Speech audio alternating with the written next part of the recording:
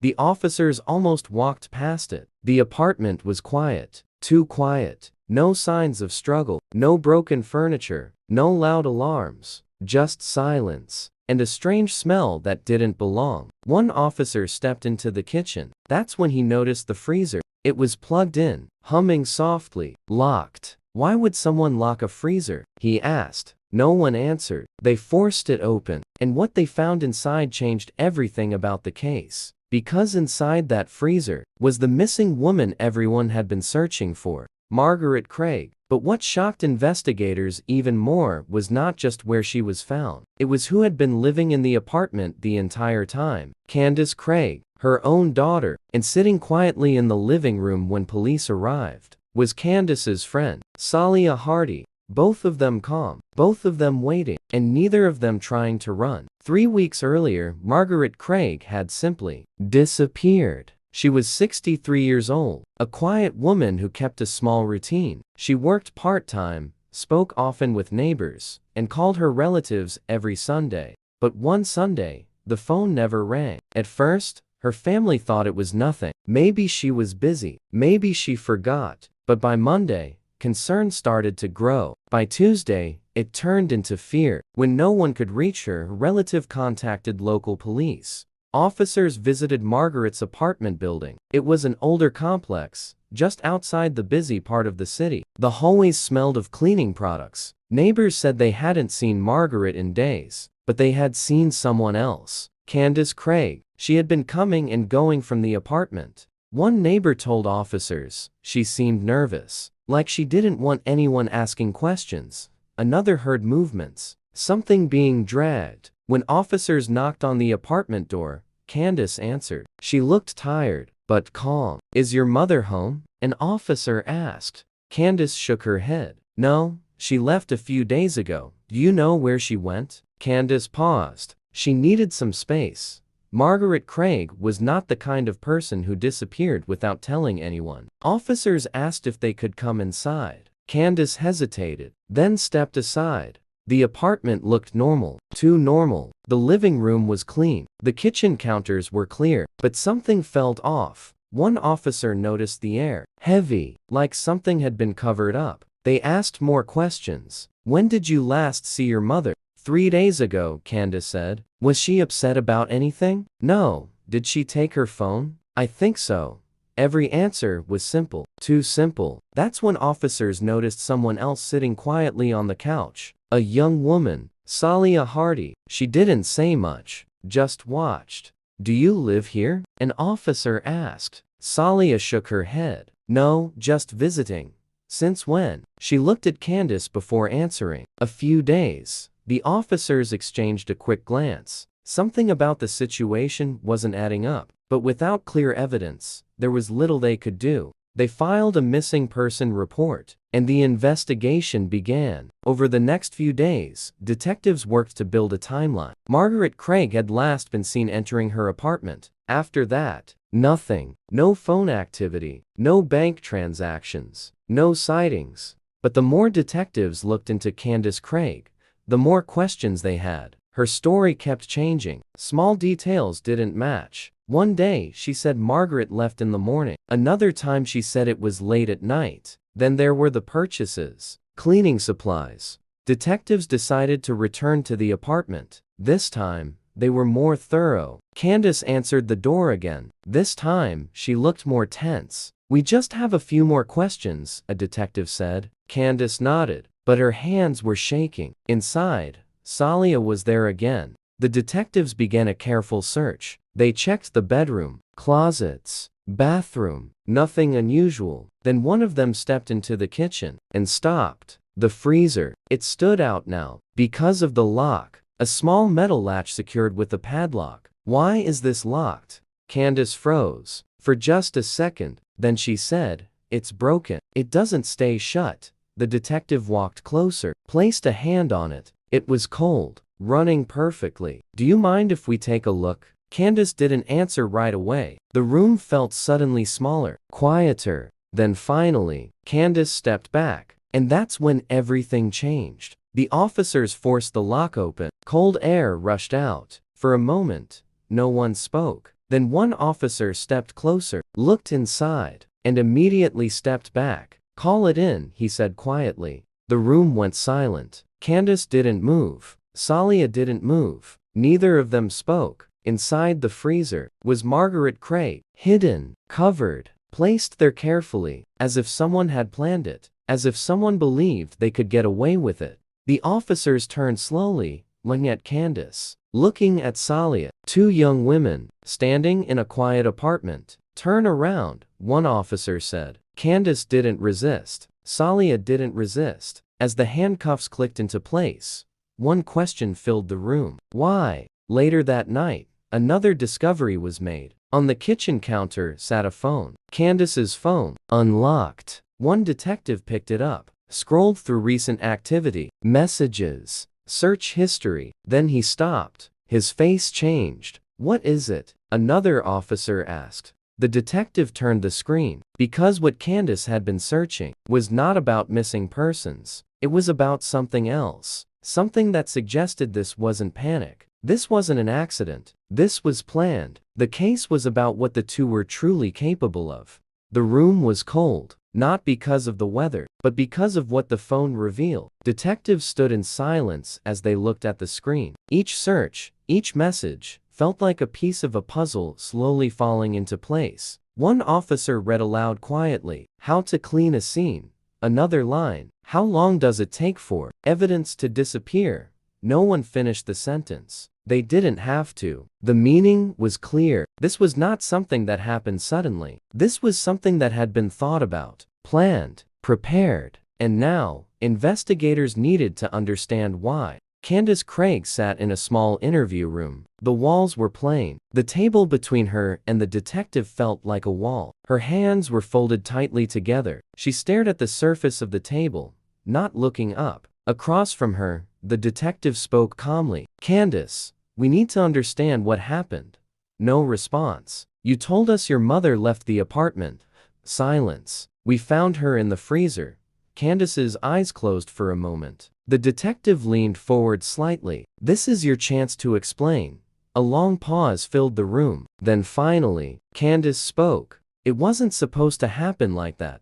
Her voice was low, barely above a whisper. The detective didn't interrupt. He let her continue. "We were just talking," she said. "It started small." "What started small?" the detective asked. Candace swallowed. "An argument." At the same time, in another room, Salia Hardy sat across from a second detective. She looked younger than before, nervous, restless. Her foot tapped lightly against the floor. "You've been here for a few days," the detective said. "We know that." Salia nodded. "You were in the apartment when this happened." Another nod. "Tell me what you saw."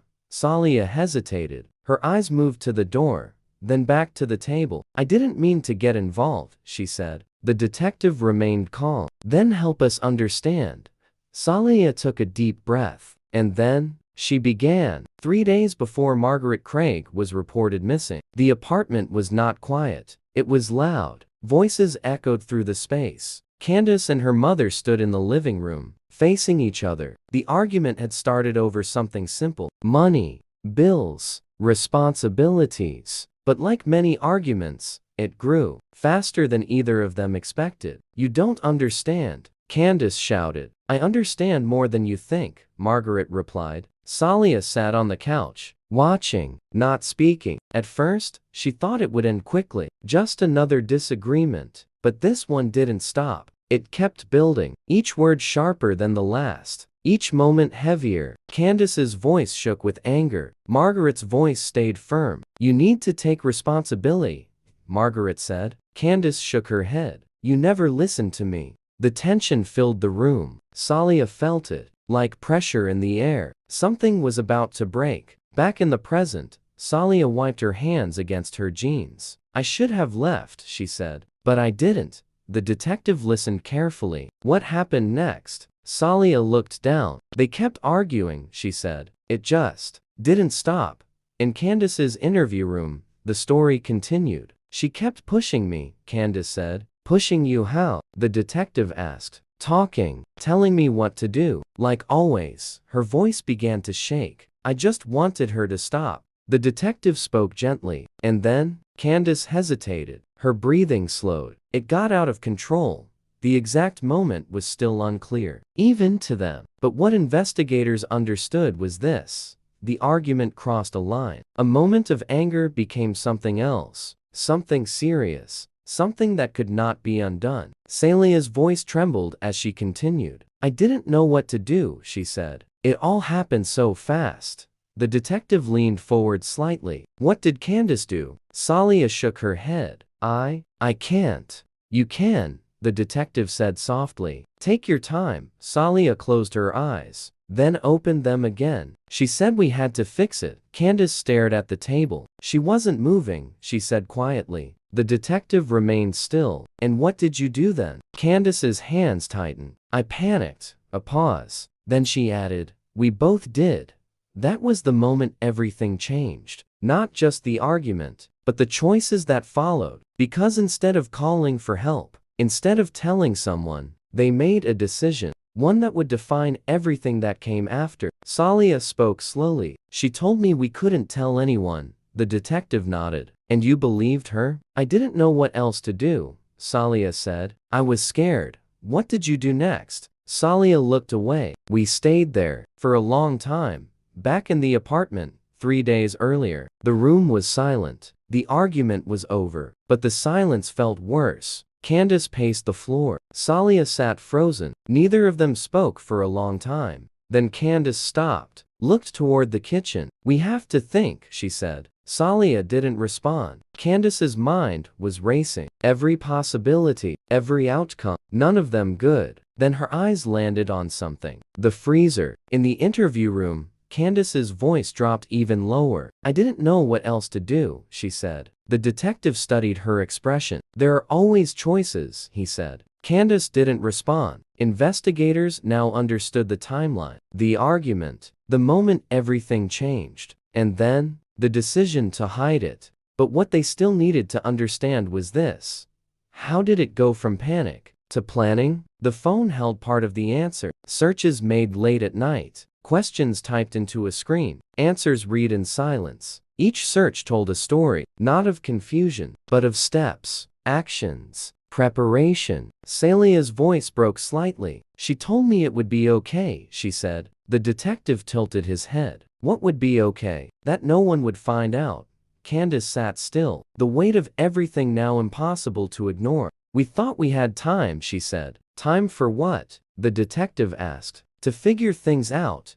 But time had run out. And now, everything was being uncovered. Piece by piece, step by step, truth replacing silence. Late that night, detectives gathered all the evidence. The phone, the timeline, the statements. But one detail stood out more than anything else. Something that didn't match panic. Something that pointed to something deeper. Something more deliberate. One officer entered the room holding a small evidence bag. Inside it was a receipt from a store nearby, time-stamped, dated after Margaret Craig was last seen alive. The detective looked at it carefully, then read it aloud. Cleaning supplies, storage items, and a lock. The room fell silent. Because that one item changed everything. A lock for the freezer, not something found in the apartment, not something already there, something that had been bought after, which meant one thing. This wasn't just panic anymore. This was a decision, a step taken after time to think, after time to choose. The detective placed the receipt on the table. She looked at it. Her face went still. You went to the store, he said calmly. Candace didn't respond. You bought this lock. Silence. The detective leaned forward. That means you had time to stop. You had time to choose differently. Candace's eyes filled with tears, but no words came out. Across the hall, Celia heard the same question. Did you go with her? The detective asked. Celia nodded slowly. And you bought these items together? Another nod. Why? Celia's voice cracked. Because we didn't know what else to do. But the truth was becoming clear. They had known, at least enough to make choices. Choices that led to the freezer, to the lock, to the silence. As the night went on, one final detail emerged. Something that no one expected. Something that would take the case in a completely different direction. An officer reviewing security footage paused the video, zoomed in, and called the others over. "Look at this," he said. The screen showed Candace and Salia walking through the store. Calm, quiet, normal. But they weren't alone. Behind them, walking just a few steps back, was Marcus Reed, watching them, following them, not speaking, not interacting, just there. The officers looked at each other, confused, because Marcus Reed had not been mentioned, not by Candace, not by Salia. And as the footage played again, one question filled the room. Who was Marcus Reed, and why was he never mentioned? The case was no longer just about what happened inside the apartment. Now, it was about someone else, someone still out there, watching, waiting, and possibly involved. The room went quiet as the footage played again. Candace Craig, Salia Hardy, and behind them, someone else, not close enough to speak, not far enough to ignore, just there, watching, following. The detectives leaned closer to the screen. "Pause it," one said. The image froze. A figure in the background, hood up, face partly hidden, but not completely. Zoom in.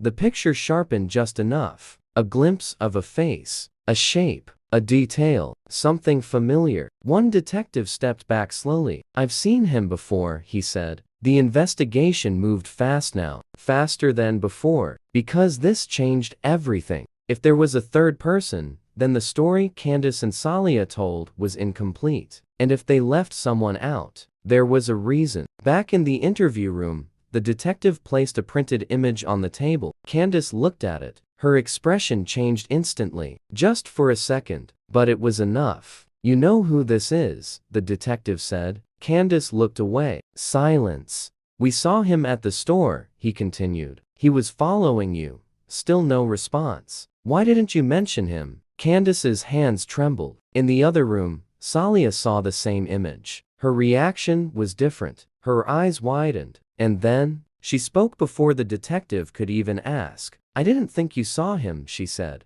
The detective leaned forward. "Who is he?" Salia hesitated, then whispered, "His name is Marcus." That was the first time a new name entered the case. Marcus. No last name yet. No full identity. Just a name. Detectives worked quickly. They checked records, connections, contacts, and within hours, they found him. Marcus Reed, a local man, known to Candace. Not a stranger, not random, someone who had been around before. When officers arrived at his address, the door was closed, lights off, no movement inside. But neighbors said he had been there recently, very recently. Earlier today, one neighbor said. He looked nervous, left in a hurry. Back at the station, the pressure increased. Candace sat quietly. Salia looked overwhelmed. The detectives returned. Marcus Reed, one said, placing a file on the table. Candace didn't look up. "We know who he is." Candace's breathing became uneven. "Why?" the detective asked. A long pause. Then finally, "He wasn't supposed to be involved," she said. In the other room, Salia spoke more quickly. "He showed up after," she said. "After what?" the detective asked. "After everything happened." The pieces started to connect. Marcus had not been there at the beginning, not during the argument, not during the moment everything changed. He came after, but the question was, why? Candace's voice was barely steady. "I called him," she said. The detective nodded. "Why?" "I didn't know what to do." Salia continued the story. "He came over that night. He told us to stay calm. 3 nights earlier, the apartment was still. When Marcus arrived, the atmosphere changed. He looked around carefully, took in the silence, the tension, the fear. Then he asked one question. What happened? Candace tried to explain. Her words rushed, messy, unclear, but Marcus understood enough. He didn't panic. He just thought. For a long moment, he said nothing. Then he looked toward the kitchen, toward the freezer, and said something that would change everything. "We need to fix this." Back in the present, the detective's voice was firm. What did he mean by that? Candace hesitated. "He said we had to hide it." Salia's voice dropped. "He told us how to make it look normal." That was the turning point. Not just panic, but influence. The search for Marcus intensified. Officers tracked his phone. Then, late that night, they found him, sitting alone, in a parked car. When officers approached, he didn't run. He just looked at them, as if he knew this moment was coming. Back at the station, Marcus sat across from detectives. Calm, controlled. "You know why you're here," one said. Marcus nodded. "Think about what?" Marcus looked down at his hands. "They were panicking," he said. "I told them to handle it." The truth was now complete. 3 people, 1 moment that changed everything, and a series of choices that followed. In the days that followed, all 3 were charged, each with a role, each facing the consequences of their decisions. The apartment was sealed, the investigation closed, but for the people who knew Margaret Craig, nothing would ever feel normal again. She was more than a name in a report. She was a mother, a neighbor, a person who trusted the place she called home. This case was about what came after, the choices made in silence, the decisions taken in fear, and the people who chose to act instead of asking for help. The truth wasn't hidden in the freezer, it was hidden in the choices made before it, and the silence that followed after. If you're interested in true crime documentaries and real crime stories, this is a case that will stay with you.